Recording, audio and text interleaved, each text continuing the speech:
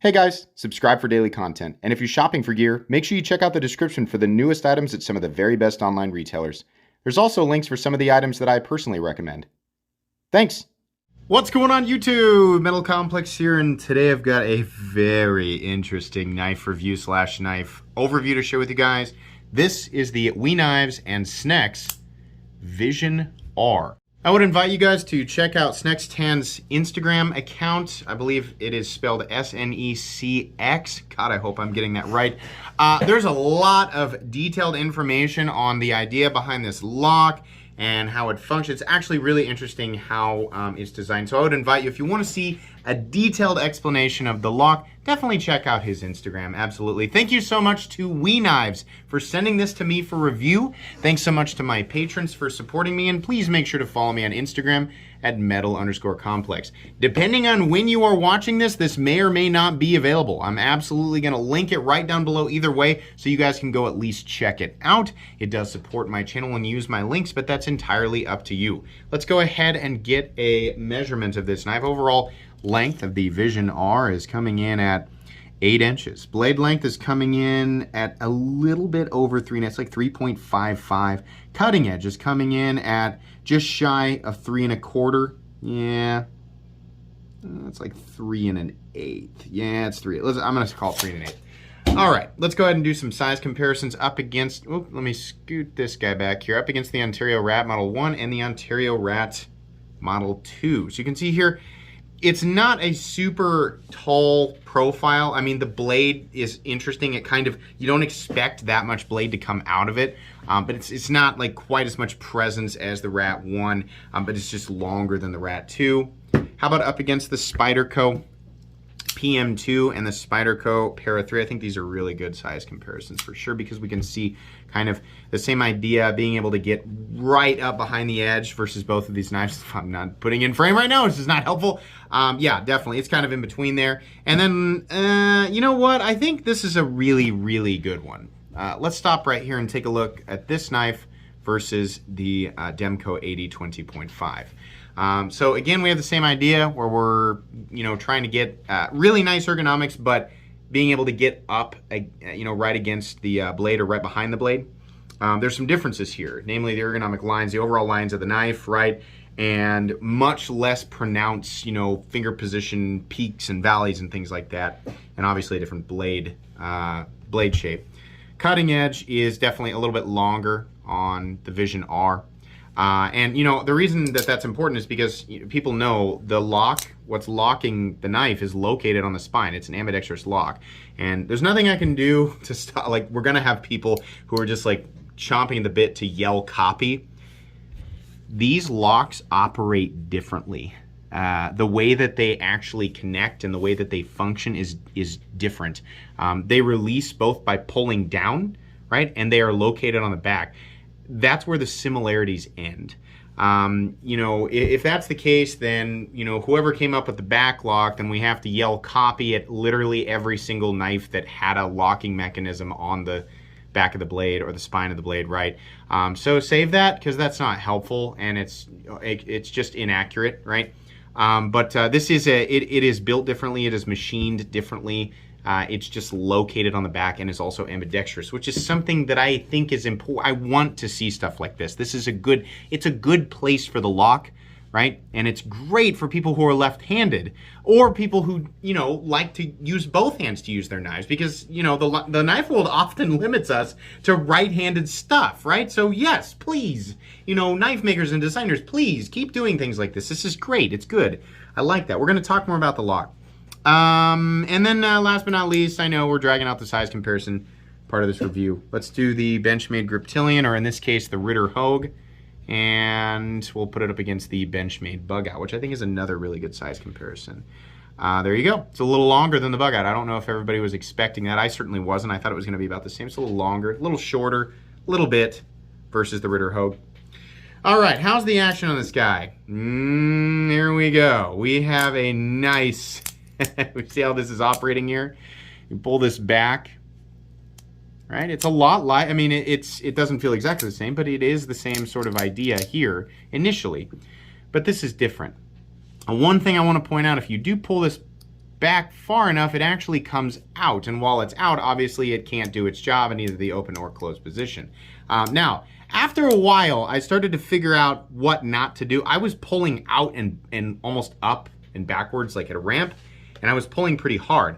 I adjusted and it was fine. The first few times that you play with this, you might do that. And while initially it was like 1 in 10 times I pulled it, it came out.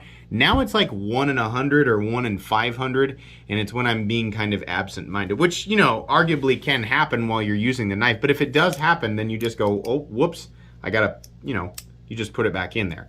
The idea is that it's part of the disassembly process, and by the way, this is, you know, beautifully simple to take apart and put back together. It's really great.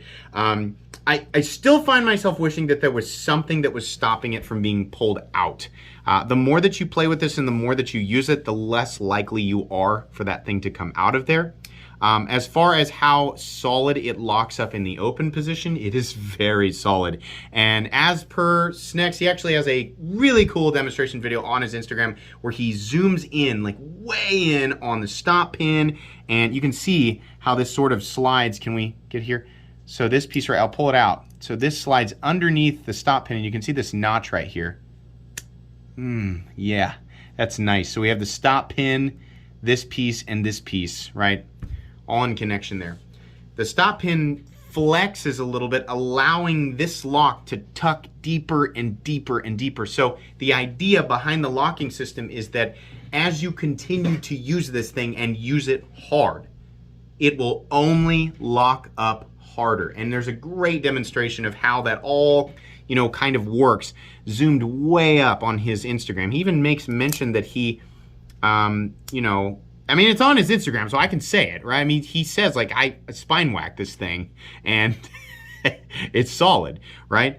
And I think it's interesting. He goes on to talk about, like, sometimes we, you know, are, like, fighting an enemy that isn't there or solving problems that don't need to be solved. But just by watching his video and just my experience with this is that, yes, the lock itself is very strong. And it's really nice when we can get, a lot of times, you know, we get either fidget factor or we get a really strong lock.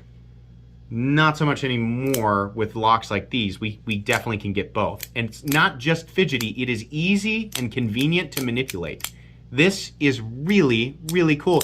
And the, you know, the amount of force you have to overcome to get the blade to deploy works wonderfully while you're trying, you know, if you're going to like reverse flick it. And I think you can even, yeah, you can get the, it's a little harder to do that with the thumb.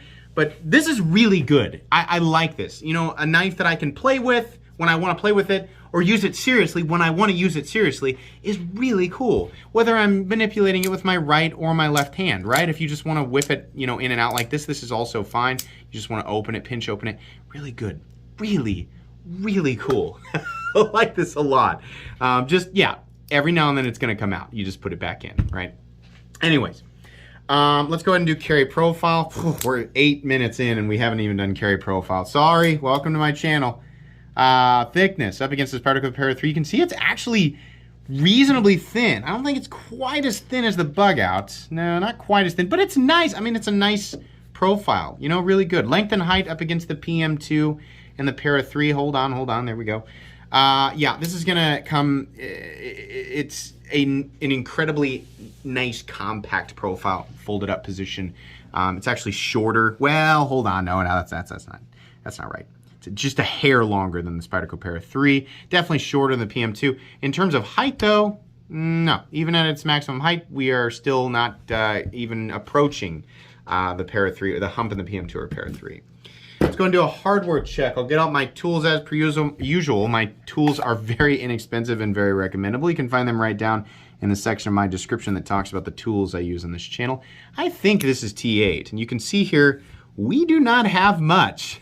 It's very, very minimal. Yeah, we got T8 here for the pivot, and we have a T8 for, this is an integrity screw, and it is holding in this pocket clip, which believe me, we will talk about that. This is a really, really simple knife to take apart, and the way that he has designed it. And again, you can get a really awesome visual demonstration of that by going to his Instagram. But I was just absolutely blown away by that. I think that's really cool. You're not going to have to take this knife apart a lot unless you're like getting a lot of sand and mud in there all the time. But if you need to take it apart, it's really simple and extremely friendly. So hats off to Snecx for designing it this way. I really like this. I think this is awesome. All right, we've done that. Let's go ahead and weigh it. So we have weight reduction holes in the handle. People have different feelings about these holes. I think it's fine. If he does more runs of these, I think you should offer them with like just regular. I mean, he still has milling on the inside. Like there's extra skeletonization that is beyond. You can see right here. Oh my gosh, right there. See, these holes are second to these holes here, right? I think it would be cool if instead of these holes that come all the way to the exterior, we have, you know, an option for people who don't want this where these are not present and we have some texturing or some different pattern there. But that's going to come down to personal preference. But we do have those holes that will, you know, absolutely reduce weight without sacrificing any durability. We have a 3.5. That's really great. The ounce and inch thing here is right on point. This knife is extremely well balanced, nice and compact. I mean, this really is going to be beautifully comfortable for most people to carry and use. It's balanced really right where you're going to put your index finger. Now, if you choke up here, you can definitely feel like there's more of the knife is in your hand than out in front of your finger. But the balance is really good. The weight is really good. All of that, etc. I like it. Can't complain. Let's go ahead and measure the blade stock thickness before we get into the main part of the review here. Blade stock thickness is coming in at, are we on the, yeah, that's the flat. Okay, let's zero out and go again. Blade stock thickness on this guy is coming in at 115 thousandths, so definitely thinner than you might expect, and that's also nice considering the blade geometry. All right, let's talk about this thing. So here's what I really love right off the bat, and most of you, saw it the moment I opened it up. The ergonomic lines on this thing are beautiful. This is so comfortable. And it's nothing crazy here. I mean, it doesn't look like it would be hand melting, but it is so gorgeously comfortable. This nice big chamfered area in here, and you can see here the extension of those lines out here. But being able to have all of this freedom right in here, there's not anything that's really locking you in, but it's super comfortable and you can get right up behind the edge. The other nice thing is that this will lay, just use the box. This blade, if you're like doing, want to do food prep, will lay flat. So you can do these types of, that's great. For people who like to use a pocket knife for food prep periodically, I do. Just weird little things, right? If I'm out on the grill and I'm like, I forgot the freaking thing and I gotta cut this, whatever, a potato or a carrot or something, whatever, right? Then you can whip something like this out and actually, be able to make the cut that you want to cut. A lot of times the issue with these knives, right, the reason that not everything works is that sometimes we just have weird, blade geometries, or you have a flipper tab where the first part of the knife that contacts it's like way down here, right? So you have to have the thing hanging off the edge to make a cut like that. Not with this. This is shaped that way. And it's not necessarily like its only purpose is food prep. We have this slight belly here and this downward angled tip. So doing things like draw cuts or just slicing, cutting into cardboard. This is a fantastic day-to-day blade. It is, oh my gosh, this is so good. I love this blade so much. And honestly, a lot of times when you're getting all of this stuff together, it comes out to a weird aesthetic. I like this. I don't know that I'm like super sold on the holes, but the rest of the knife, the lines here, it's very beautiful. You see the subtle, like we have two, this is cool.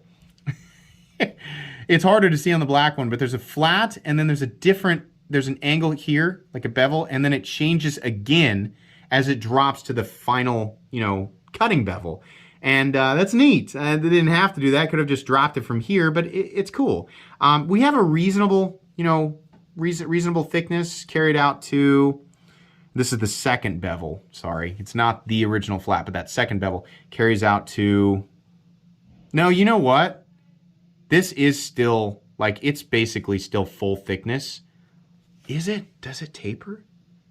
It's weird because he has those two different bevels there. I don't know. If it does, it's very subtle, but it carries all the way out to here, right? full thickness, so 85%. It looks like it stops right here, and that's the second bevel. The first one stops here. So it may be full thickness only to here, or maybe all the way out here. But if it tapers, it's very subtle. 85%, 90% the length. No, maybe 95% the length of the blade, right? Whatever. The cutting edge, it doesn't, I mean, it's thin. It's not like, oh my gosh, Opinel thin, right? Paper cut test doesn't prove anything other than how the factory edge and the geometry of the blade reacts to something like paper, but what a beautiful slice, right? As time goes on, you'll sharpen this and resharpen it, right? And you might reprofile the edge, blah, blah, blah. Right out of the factory, though, this thing is slicing beautifully and should make short work. You won't have to, you know, make massive adjustments or anything like that right out of the box. I do not know, you know, I've seen that WE is, and by the way, the blade still on this, which I honestly don't know if it's labeled or not. Usually they do. Usually they label it somewhere, but no, we got it. Hold on. Get way up there to see it. Where are we at? Right there, CPM 20 CV. Now, that's great. I think WE is still a bit low on the heat treat, as is the case with a lot of companies. So, is this being optimally heat treated? I guess it depends on your definition of optimal. From what I understand, the optimal zone is a bit higher than what WE generally gets it to, right? So, your experience may vary. I do not have Rockwell testing equipment, so I can't really tell you, you know. But, there it is. There's the information. Do with it what you will. Anyways, yeah, the blade is good, and access to that little hole there is just enough for me to get my fingernail underneath it. I've had better, had better access, like this one here, right? We're talking about knives. This one here is a little bit easier to get into because there's quite a bit of space between the lines on the scales and the access hole here. This is a little closer, but you can still do it, right? Definitely. It's definitely easiest to do that. Or just use, you know, a little bit of wrist and open and close it like that. It's beautifully fidgety. Really nice. This piece right here, if we're going to compare, the edges on the shark lock are pretty sharp, right? And it's pretty heavily jimped. Not so much on this guy. This is much more rounded and not sharp at all. Really easy. I mean, I've never really had a problem with my finger wearing down on this, and it doesn't feel that much more harsh, but it is a little harsher. This guy is a little bit more friendly with the finger, so I like that. This comes in a few different configurations. I'm glad they did. I saw a blue one, this black one here with the bronze hardware, which is really nice. And then they had like the typical, just like the stone washed, and I don't know if it was satin or if it was glass blasted. Then they've got one that's Damascene steel that is way too much money. I don't know where, it's not just WE, I don't know where all these companies all of a sudden got the idea like, oh yeah, when you add Damascene steel to it, we can charge an extra $300 to $350. That all of a sudden started happening. I remember when it was like you can get the regular version or you can get the one with Damascene steel for, you know, $125 to $150 more. And then all of a sudden they doubled that. Stop doing that. That's ridiculous. I don't know why. But you know, if I were you, as the viewer, I would try to hunt down one of these in 20 CV because Damascene steel, I've got a lot of that stuff. It's great. I love having it. It's not worth an additional $325 or so, whatever the additional amount is that they're charging. I just think that's insane. But yeah, so those are your options there. I love, in this case, the contrast between the bronzed titanium hardware and the black washed scales and blade. It looks really nice. This pocket clip, what do I think about this pocket clip? Well, initially I was like, I hate that. The Graham Razzle clip, or whoever, was it John Graham? Who came up with that first? I was like, it's so weird. It's weird place, weird in my pocket because I have to, you know, put it in like this, and it does this with my pocket because it's up against it, right? It's okay. The thinner the material on your pocket, like if you put this in athletic shorts, well, no big deal at all, right? If you're wearing like really thick, like if you're wearing jeans or something like that, it's a little bit weird.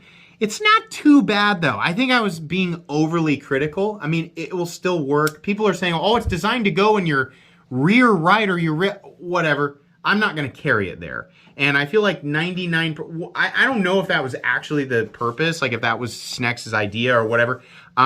Me, and I feel like 99.9% of the people who pick this up and carry it are going to carry it in their front right or front left pocket up against the back seam, which is the typical place for a pocket knife, right? If you're a lone wolf and you carry your knife in another weird place, right? You carry it in the back pocket, or you carry it in your shoe, or behind your belt, or behind your ear, or under your hat, great. Whatever tactile advantage you think you're gaining from that, that's fine. The vast majority of people are going to carry it in one of those two pockets because this is an ambidextrous knife, fully ambidextrous clip. Everything is perfectly, it doesn't emphasize right or left-handed carry. So truthfully, my experience with this in the pocket has been, it's a little bit, I have to maybe take an extra half a second to fidget with it to get it in exactly the right place before I go about my day, but it's really not that big of a deal.